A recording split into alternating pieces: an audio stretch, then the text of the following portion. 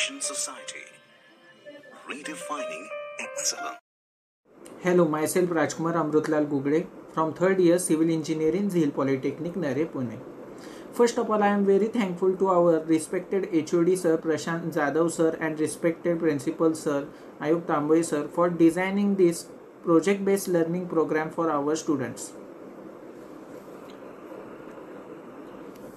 Our topic name is e-tendering and documents required for e-tendering. The project is done by Rajkumar Gugde, Akash Palekar, Sayyam Patil, Anil Khaire, Tanmay More, Pranav Khalate.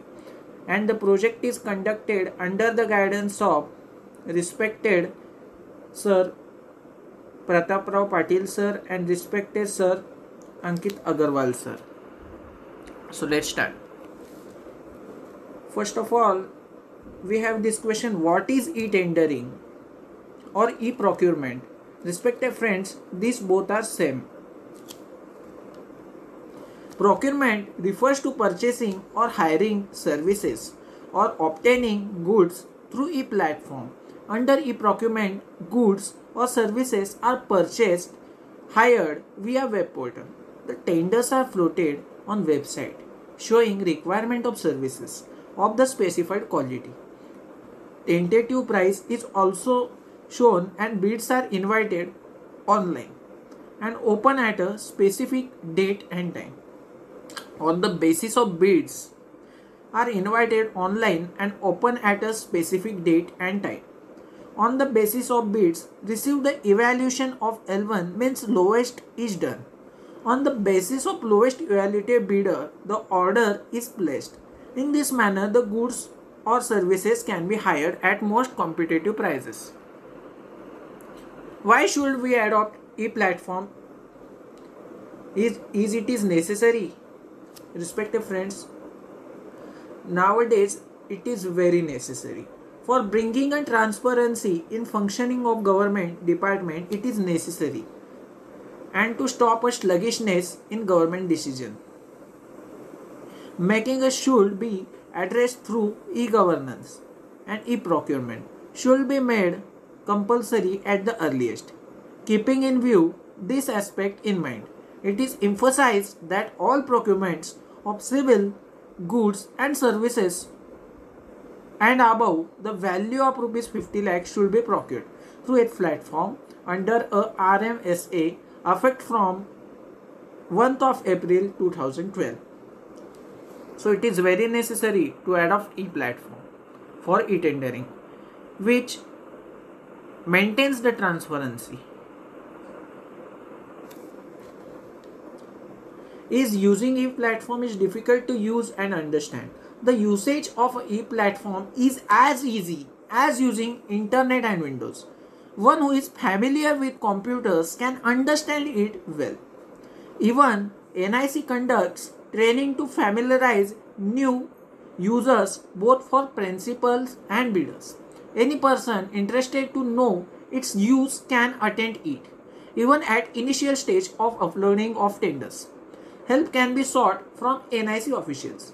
Once a person is confident and aware about simple steps of floating of tender, he can easily use it for procurement of higher value. At initial stage, he can easily use it for procurement. Advantages of e-procurement over manual tendering. E-procurement is paperless electronic system of uploading, downloading of documents, whereas manual tendering requires dealing with paper and also cumbersome.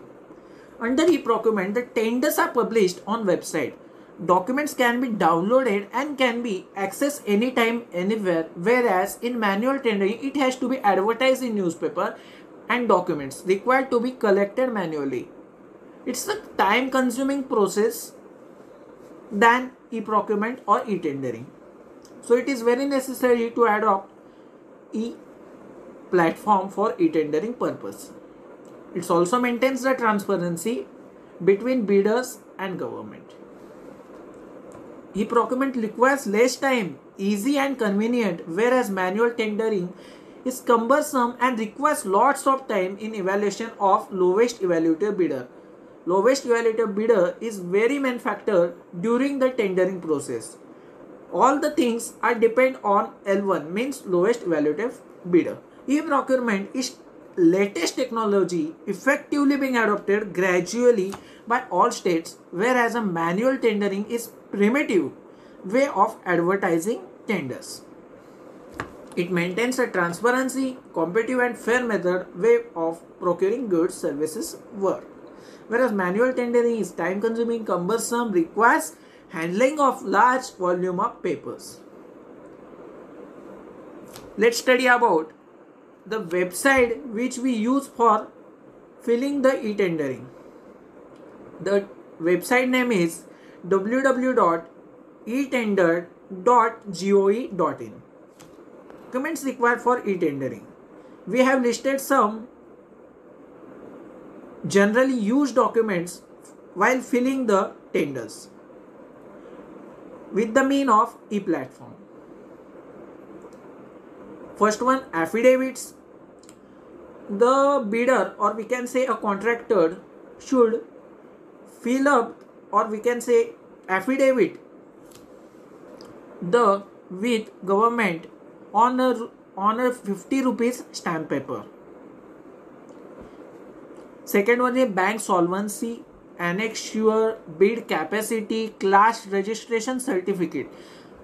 Respected guys, class registration certificate is very main factor, because through this government or any other agency can easily find out or easily recognize each contractor is capable of taking this tender, or he is capable of fulfilling the requirements of government or agencies. Declaration of pro forma fee, document fee, engineers list. Engineers list also it is a main factor, guys. Engineers list is a list which includes the engineers which are hired by the contractor for these works. Financial statement. Government also asks for financial statement. Financial statement means governments ask for last 3 years, latest last 3 years IT returns of that contractor, which decides or which will be very easy for government to identify each contractor is financially capable for taking this tender or not. Then Form 3A, Form G, GST number. Nowadays GST number is very important. Goods sales tax number. It is very important. It is a mandatory also. IT return, as I mentioned. Organization chart. For organization chart. Organization chart shows the hierarchy of that company. PAN card, permanent account number, which helps to identify the person's identity. Partnership deed. If that company who is filling this tender is more than one person, means it is not a one. There is a partnership between two or more than two peoples. So it is government also asks for partnership deed. Power of attorney, pre-qualification letters, similar work experience declaration. It is also very main factor, guys. The similar work experience declaration turnover, it is also important factor. VAT certificate, work on hand list, work completed list.